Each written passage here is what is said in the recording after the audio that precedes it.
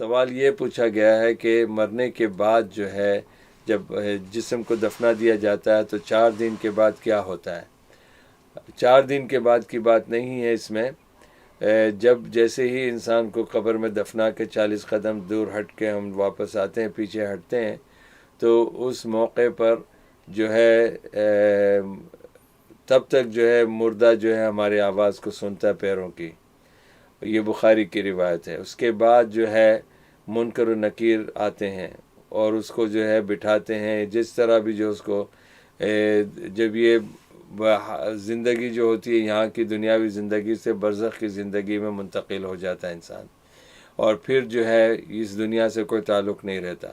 تو برزخ کی زندگی جو ہے یہ وہ زندگی ہے جو مرنے کے بعد اور قیامت تک جو اٹھانے سے پہلے تک کا جو وقفہ ہے انسان کا، وہ یہ ہے. اس میں جو جہنم نیچے قبر میں ہو یا کہیں آسمان میں اس کی لاش ختم ہو گئی ہو، اڑ گیا ہو، جل گیا ہو، تو پھر بھی جو ہے اس کی روح کو جو ہے اللہ کے پاس تو پہنچ جاتی. منکر نکیر اس کا حساب کتاب کرتے ہیں، 3 سوال پوچھتے ہیں: اللہ کون ہے، رسول کون ہے، اسلام کیا ہے.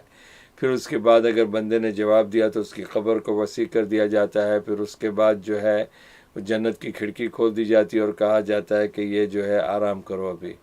اور جو شخص بھلے بہت بڑا عالم ہو عربی زبان کا، لیکن اگر دین پر نہیں تھا، اسلام پر نہیں چلتا تھا، تو قبر میں یہ 3 سوالوں کے جواب نہیں دے سکے گا.